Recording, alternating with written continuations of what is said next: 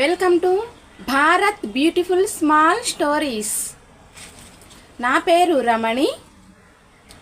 మనం ఈ వీడియోలో ఖాండవ అరణ్యాన్ని దహించడానికి అగ్నిదేవునికి కృష్ణార్జునులు సహాయం చేయడమే ఖాండవ దహనం. ఖాండవ దహనం ఈ వీడియోలో తెలుసుకోబోయేది.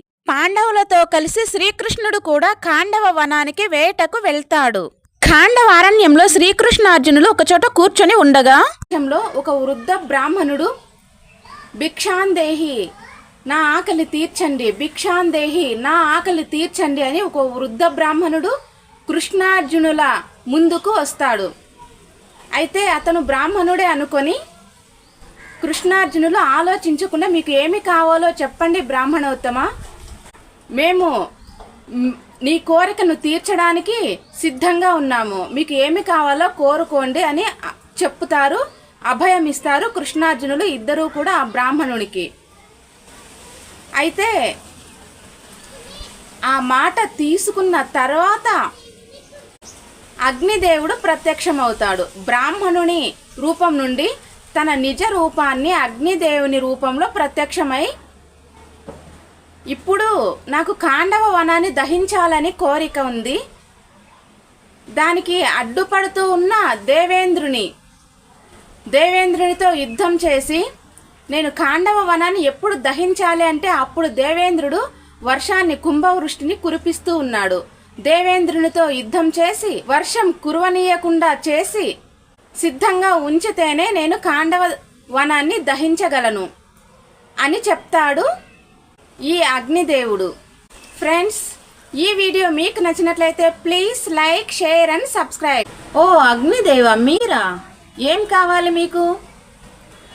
అడగండి, మీకు ఏమి కావాలి అని అడుగుతారు కృష్ణార్జునులు ఇద్దరూ కూడా. అప్పుడు అగ్నిదేవుడు కృష్ణార్జునులకు నమస్కరించి, కృష్ణార్జునులారా, నేను ఈ ఖాండవ వనాన్ని దహించాలి అనుకుంటూ ఉన్నాను. ఈ ఖాండవ వనం దహించడానికి మీ సహాయం నాకు కావాలి అని అడుగుతాడు. అవునా, ఈ ఖాండవ వనాన్ని మాత్రమే ఎందుకు దహించాలి అనుకుంటున్నారు? అయినా ఖాండవ వనం దహించడానికి మా సహాయం మీకు ఎందుకు? మీరు వివరించగలరా? ఒకసారి తెలుసుకోవాలని ఉంది అని అడుగుతారు కృష్ణార్జునులు ఇద్దరూ కూడా. అప్పుడు అగ్నిదేవుడు చెప్తాడు, మహానుభావులారా, ఖాండవ వనాన్ని మాత్రమే నేను ఎందుకు దహించాలి అనుకుంటున్నాను అంటే, పూర్వము శ్వేతకి అనే ఒక రాజర్షి, ఆయన మహారాజే కానీ ఋషి కూడా కాబట్టి ఆయన 100 సంవత్సరాలు ఆయన పరమేశ్వరుని అనుగ్రహంతో దూర్వాస మహా ఋషిని యాజ్ఞికునిగా చేసుకొని కొన్ని 100 సంవత్సరాలు కొన్ని 100 యజ్ఞాలు చేశాడు నేతి ధారతో. ఎడతెరిపి లేకుండా 100 సంవత్సరాలు తాగిన ఆ నేతి ధారతో నాకు అజీర్ణ వ్యాధి వచ్చింది. ఏమి తిన్నా ఏమి దహించినా నాకు జీర్ణం కావడం లేదు. అగ్నిదేవుడు అనారోగ్యంతో ఉంటే లోకంలోని ప్రజలు అందరూ ఎలా వంటలు వండుకోగలరు, ఎలా తినగలరు, ఎలా బ్రతకగలరు? ఈ లోకానికి సహాయం చేయాలి అంటే నాకు అజీర్ణ వ్యాధి తగ్గాలి. ఈ అజీర్ణ వ్యాధి తగ్గాలి అంటే ఏమి చేయాలి అని అడుగగా చాలామంది బ్రాహ్మణులు, ఋషులు, పెద్దవాళ్ళు అందరూ కూడా చెప్పింది, ఖాండవ అరణ్యంలో పెద్ద పెద్ద వృక్షాలు, ఔషధ వృక్షాలు, పెద్ద పెద్ద వృక్షాలు, అది ఔషధ గుణాలు ఉన్న వృక్షాలు చాలా ఉన్నది ఒక ఖాండవ అరణ్యంలో మాత్రమే. కాబట్టి ఇతర అరణ్యాలు భూమండలం పైన ఎన్ని అరణ్యాలు చూసినా ఇంత ఔషధ గుణాలు ఉన్న వృక్షాలు ఎక్కడా లేవు. అందుకని ఈ ఖాండవ వనాన్ని దహిస్తేనే నా అజీర్ణ వ్యాధి తగ్గుతుంది. నా అజీర్ణ వ్యాధి తగ్గడం కోసమే ఖాండవ వనాన్ని దహించడానికి నేను చాలా సార్లు ప్రయత్నించాను. కానీ ఇంద్రదేవుని యొక్క మిత్రుడు తక్షకుడు అనే ఒక సర్పరాజు ఈ ఖాండవ వనంలోనే నివసిస్తూ ఉన్నందువలన దేవేంద్రుడు నేను ఈ ఖాండవ వనాన్ని దహించడానికి మొదలు పెట్టిన తక్షణమే భారీ వర్షాన్ని కురిపిస్తూ ఉన్నాడు. కాబట్టి నేను ఎప్పుడు దహనం చేయాలి, ఈ ఖాండవ వనాన్ని దహించాలి అంటే దేవేంద్రుడు ఉరుములు మెరుపులతో కూడిన భారీ వర్షాన్ని కురిపిస్తూ ఉన్నాడు. వర్షం కురుస్తూ ఉండగానే నేను ఏమి దహించలేను, అగ్ని మండదు అని మీకు తెలుసు కదా కృష్ణార్జునులారా. నేను ఖాండవ వనాన్ని దహించాలి అంటే దేవేంద్రుడు వర్షాన్ని కురిపించకూడదు. ఈ సహాయం మీరు చేయాలి, చేస్తామని మాట కూడా ఇచ్చారు కదా అని అగ్నిదేవుడు చెప్తాడు. తన సమస్యను చెప్తాడు, వాళ్ళు మాట ఇచ్చినది కూడా చెప్తారు. ఇప్పుడు కృష్ణార్జునులు ఆలోచిస్తారు, ఎంత పని చేశారు మీరు అగ్నిదేవ. బ్రాహ్మణుని రూపంలో ఉన్న మీకు మీరు ఏమి కావాలన్నా చేస్తామని మాట ఇచ్చాము. కాబట్టి మీరు చెప్పిన సహాయం మేము తప్పకుండా నెరవేరుస్తాం మా మాట ప్రకారం. కానీ మీరు ఒక్క సహాయం మాకు చేయాలి. మేము వశపరుచుకున్న చాలా అస్త్రాలు మా దగ్గర ఉన్నాయి, కానీ అవి ఉపయోగించడానికి ధనుస్సు లేదు, బాణ తూనీరాలు లేవు. ఈ విధంగా మాకు ఆయుధాలు లేని మేము మీకు ఎలా సహాయం చేయగలము అగ్నిదేవ అని కృష్ణార్జునులు అగ్నిదేవుణ్ణి అడుగుతారు. అప్పుడు అగ్నిదేవుడు అది కూడా నిజమే, మీకు కావాల్సిన ఆయుధాలను నేను సమకూరుస్తాను. వరుణదేవుణ్ణి పిలుస్తాడు ఆ అగ్నిదేవుడు. వరుణదేవుని దగ్గర చాలా ఆయుధాలు చాలామంది దాచిపెట్టుకొని ఉన్నారు. కాబట్టి ఎందుకంటే సముద్రం అడుగున ఎవరికి కనిపించకుండా వరుణదేవుని దగ్గర మాత్రమే సురక్షితంగా ఉంటాయి ఆయుధాలు. కాబట్టి వరుణదేవుని దగ్గర చాలామంది చాలా ఆయుధాలను దాచిపెట్టారు. మీ దగ్గర చాలా ఆయుధాలు ఉన్నాయి కదా వరుణదేవ, ఇప్పుడు కృష్ణార్జునులకు ఆ ఆయుధాలను సమర్పించమని చెప్తాడు. అప్పుడు వీరికి తగిన మహిమగల ఆయుధాలు ఏవి అంటే సవ్యసాచి, అంటే 2 చేతులతోనూ ఎడతెరిపి లేకుండా బాణాలను తీసి సంధించగలడు. 2 చేతులతోన బాణాలను తీసి సంధించగలడు అర్జునుడు. ఇలాంటి మహావీరుడైన అర్జునునికి కొన్ని వందల వేల సంవత్సరాలు కృషి చేసి అన్యాయాన్ని, అధర్మాన్ని, అసత్యాన్ని, రాక్షసత్వాన్ని నిర్మూలించటానికి, దుర్మార్గులను భూమిపైన నిర్మూలించడానికి, 14 లోకాలలో కూడా అధర్మాన్ని నిర్మూలించడానికి ఒక దివ్య ధనుస్సును తయారు చేశాడు బ్రహ్మదేవుడు. ఆ ధనుస్సు పేరే గాంధీవం. అలాగే ఎప్పటికీ ఎన్ని బాణాలు వేసినా నువ్వు నిరంతరము బాణాలు వేస్తూ ఉండు తరిగిపోవు. అలాంటి బాణ తూనీరాలను మరియు కపిధ్వజం కలిగి ఉన్న, అంటే కపి ఆంజనేయ స్వామి యొక్క జెండాను కలిగి ఉన్న దివ్య రథాన్ని అర్జునునికి ఇస్తాడు వరుణదేవుడు. అదే సమయంలో శ్రీకృష్ణునికి కౌమోది అనే 1,00,000,000 గదలతో సమానమైన దివ్య శక్తి కలిగిన, బరువు కలిగిన కౌమోది అనే గదను మరియు సుదర్శన చక్రాన్ని కూడా శ్రీకృష్ణునికి ఇస్తాడు వరుణదేవుడు. అదేంటి సుదర్శన చక్రము, ఇవన్నీ కూడా విష్ణుమూర్తి యొక్క ఆయుధాలే కదా, విష్ణుమూర్తి అవతారమే కదా శ్రీకృష్ణుడు. మళ్ళీ ఇతరులు శ్రీకృష్ణునికి, శ్రీ మహావిష్ణువు యొక్క అవతారమైన శ్రీకృష్ణునికి ఆయన ఆయుధాలను ఆయనకే ఇతరులు ఇవ్వడమేంటి అని ఎవరికైనా అనుమానం వస్తుంది కదా. కానీ శ్రీకృష్ణుడు పుట్టుకతోనే ఆయుధాలు తీసుకొని వచ్చి దేవకి కడుపు నుండి పుట్టలేదు, మానవ పిల్లవానిలాగే పుట్టాడు, అలాగే పెరిగాడు. ఇంతవరకు ఆ దివ్య ఆయుధాలు ఎలాంటివి ఉపయోగించలేదు శ్రీకృష్ణుడు. కాబట్టి డైరెక్ట్గా అవి చేతిలోకి రావు, ఏదో ఒక దైవశక్తి వలన శ్రీకృష్ణుని చేతికి అందాలి విష్ణువు యొక్క ఆయుధాలు. ఆ దైవశక్తే వరుణదేవుడు మరియు అగ్నిదేవుడు. వీరి సలహా ప్రకారము, వీరి దివ్య శక్తి కలిగి ఉన్న ఈ ఆయుధాలను శ్రీకృష్ణునికి ఇస్తాడు. ఈ జన్మలో ఇలా పొందాలి అని ఉంది కాబట్టి ఈ అవతారంలో శ్రీకృష్ణ అవతారంలో వరుణదేవుని నుండి ఆయుధాలను పొందాలి అని ఉంది కాబట్టి ఇలా పొందడం జరిగింది. అంతేకాని ఇందులో ఎలాంటి రహస్యాలు లేవు. ఇప్పుడు ఖాండవ వనాన్ని దహించడానికి పూనుకున్నాడు అగ్నిదేవుడు. వెంటనే దేవేంద్రుడు దేవుళ్ళ సైన్యం, తన మహత్తరమైన మహిమ కలిగిన తరిగిపోని సైన్యం కలిగి ఉన్న దేవేంద్రుడు తన సైన్యంతో ఎంటర్ అయ్యాడు. తన సైన్యంతో వచ్చేశాడు ఖాండవ అరణ్యానికి. ఎందుకు అంటే అగ్నిదేవుని అడ్డుకోవడానికి. ఈ ఖాండవ అరణ్యంలోనికి ఎప్పుడైతే దేవేంద్రుడు తన సైన్యంతో అక్కడికి వచ్చాడో అదే సమయంలో తక్షణం కృష్ణార్జునులు ఇద్దరు యుద్ధం చేయడానికి రెడీ అయిపోయారు. ఎలా యుద్ధం చేస్తున్నారు అంటే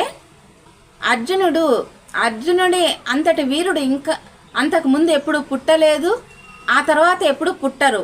అంతటి మహావీరుడు అర్జునుడు చీకటిలో బాణాలు వేయగలడు, తన టార్గెట్ని రీచ్ కాగలడు, తన అనుకున్న గమ్యాన్ని చేరగలడు చీకటిలో కూడా.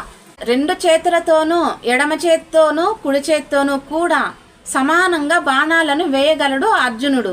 అందుకే అతనిని సవ్యసాచి అని పిలుస్తారు. ఇతనికి ఉన్న అమోఘమైన ఈ ధనుర్విద్య చాతుర్యం వలన అర్జునుడు వర్షాన్ని కురిపించడానికి మొదలుపెట్టిన ఈ అగ్ని దహించడానికి మొదలుపెట్టగా దేవేంద్రుడు వర్షాన్ని కురిపిస్తూ ఉండగా ఉరుములు, మెరుపులు, వడగండ్ల వానను భారీ వర్షాన్ని కురిపిస్తూ ఉన్నాడు. కుండపోత వర్షాన్ని కురిపిస్తూ ఉన్నాడు. ఎవరు? దేవేంద్రుడు. అగ్నిదేవునికి ఆటంకం కలిగిస్తూ ఉన్నాడు ఈ ఖాండవ వనాన్ని దహించకుండా ఉండటానికి. కానీ ఇప్పుడు కృష్ణార్జునులు ఏమి చేయాలంటే ఒక చినుకు కూడా ఖాండవ అరణ్యం పైన పడకుండా కాపాడగలిగితేనే వీరు ఇచ్చిన మాటను నిలబెట్టుకోగలరు. మరి అర్జునుడు సామాన్యమైన వాడా? ఎప్పుడు బాణం తీస్తున్నాడో, ఎప్పుడు బాణం వేస్తున్నాడో, ఎడమ చేత్తో బాణాలను తీసి వేస్తున్నాడు, కుడి చేత్తో బాణాలను తీసి వేస్తున్నాడు. ఈ గాంధీవ ధనుస్సును అర్ధచంద్రాకారంలో పెట్టి నిలబెట్టి రెండు చేతులతోనూ బాణాలను వేస్తూ ఉన్నాడు అర్జునుడు. గాల్లోనే నిలబెట్టి కదలకుండా రెండు చేతులతోనూ బాణాలను తీసి వేస్తూ ఉంటే ఇంకా అక్కడ ఒక చేయి పోతే ఇంకో చేయి పట్టుకుంటానే ఉంటుంది కదా ఈ గాంధీవ ధనుస్సుని. కాబట్టి అక్కడ గాల్లో నిలబడినట్లే ఎప్పుడు బాణాలు తీస్తున్నాడు, ఎప్పుడు వేస్తున్నాడో తెలియకుండా వేస్తూ ఉన్నాడు, యుద్ధం చేస్తూ ఉన్నాడు అర్జునుడు. ఒకవైపు దేవేంద్రుని యొక్క సైన్యంతో యుద్ధం చేస్తూ, రెండవ వైపు బాణాలతోనే ఒక పైకప్పు నిర్మించేశాడు అర్జునుడు. ఒక చుక్క కూడా అరణ్యం పైన, ఖాండవ వనం పైన పడకుండా తన బాణాలతోనే పైకప్పు, బాణాల గొడుగును తయారు చేసేశాడు. శరపంజరం అంటారు. శరపంజరాన్ని పంజరంలాగా ఈ ఎంత ఉందో ఈ మహా అరణ్యం ఖాండవ వనం, ఈ అరణ్యం అంతా ఎంత ఉందో అంతా కూడా శరపంజరంతో తన శరపంజరంతో కప్పేశాడు అర్జునుడు.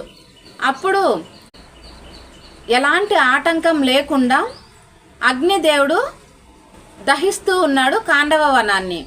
ఇదే సమయంలో తక్షకుని యొక్క కుమారుడు అశ్వసేనుడు తన తల్లి తోక పట్టుకొని ఈ ఖాండవ వనం నుండి తప్పించుకోవాలని వెళ్ళిపోతూ ఉన్న సమయంలో ఈ తల్లి పాముని అర్జునుడు తన బాణంతో తలను కొట్టేశాడు.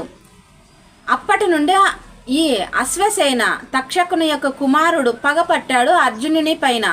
ఎలాగైనా నా తల్లి తల కొట్టేసిన అర్జునుడిని సంహరించాలి, పగ తీర్చుకోవాలి, అర్జునుని పైన పగ తీర్చుకోవాలి అని ఈ అశ్వసేనుడు పగపట్టాడు అర్జునుని పైన.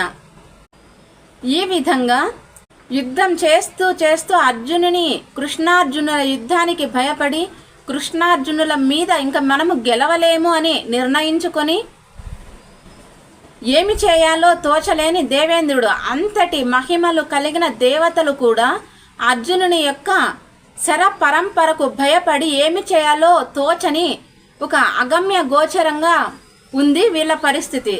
దేవేంద్రుడు ఈ దేవుళ్ళ సైన్యము ఏమి చేయాలో అర్థం కాని పరిస్థితిలో ఉన్నారు. అగమ్య గోచరంగా ఉంది వీళ్ళ పరిస్థితి.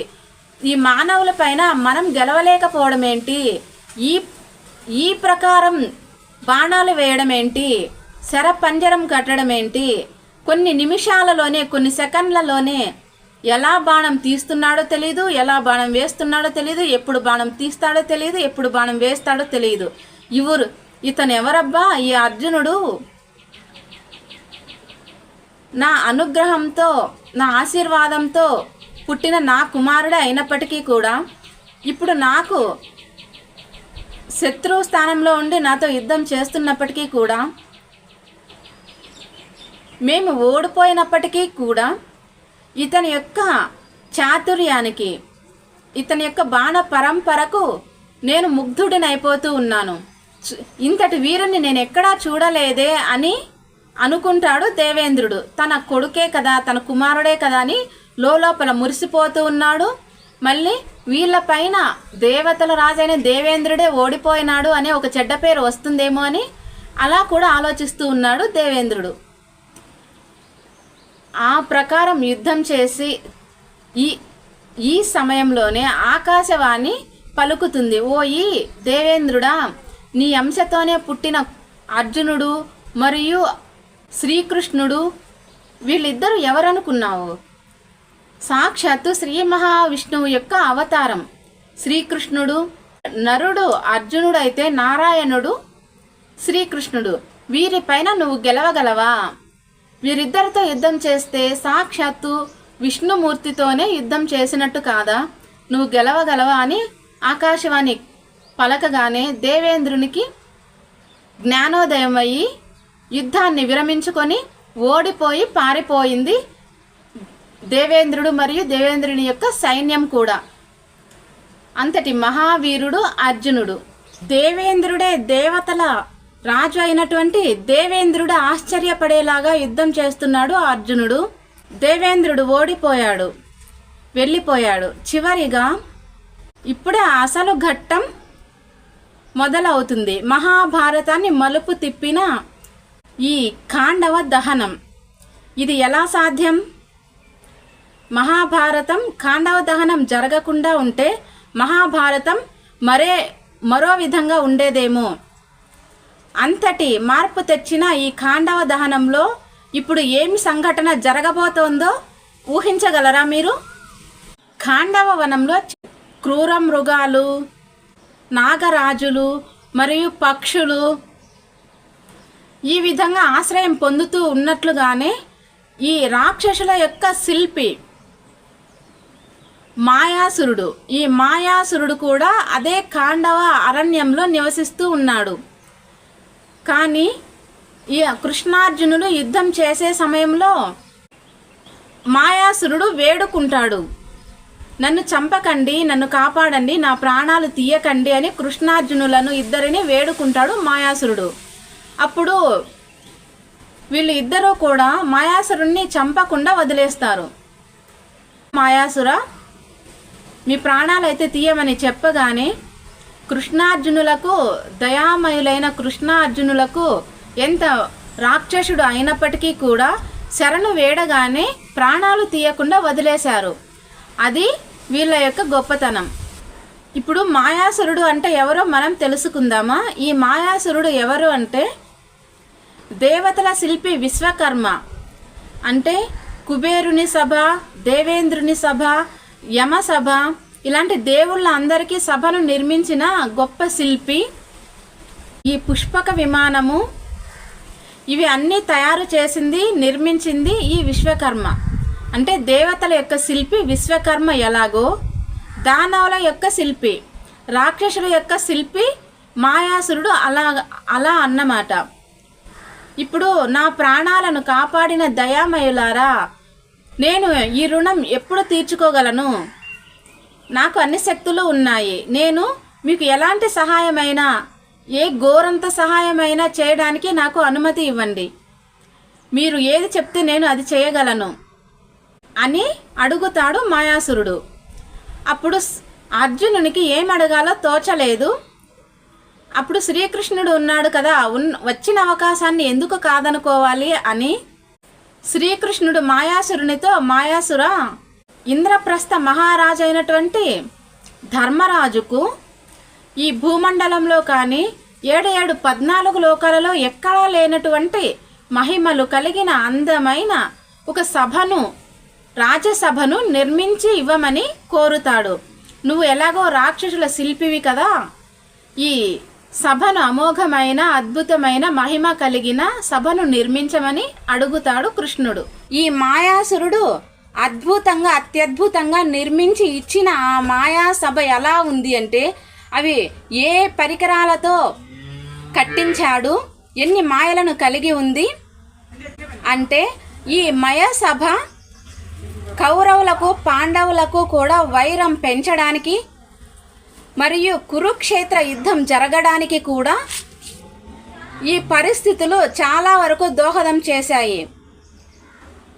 ఈ దుర్యోధనుడు, దుష్టుడైన దుర్యోధనుడు నీటి కొలను అనుకొని అడుగు పెట్టితే అక్కడ నీరు లేనందున రెండవ కొలను కూడా, ఇందులో కూడా నీరు ఉండదులే అని అక్కడ అడుగు పెట్టగానే అది నిజమైన నీరు సరస్సు కావడంతో కాలు కూరుకుపోయి పడిపోతాడు. అదే సమయంలో ద్రౌపదీదేవి తన చెలికత్తెలతో కలిసి పక్కున నవ్వుతుంది. అంటే ఇది మాయా సభ కదా, ద్రౌపది నవ్విందో లేదో ఎవరికీ తెలియదు. మాయా సభలో మాయలు ఇలా నవ్వినట్టు ఊహించుకున్నాడో తెలియదు ఈ దుర్యోధనుడు.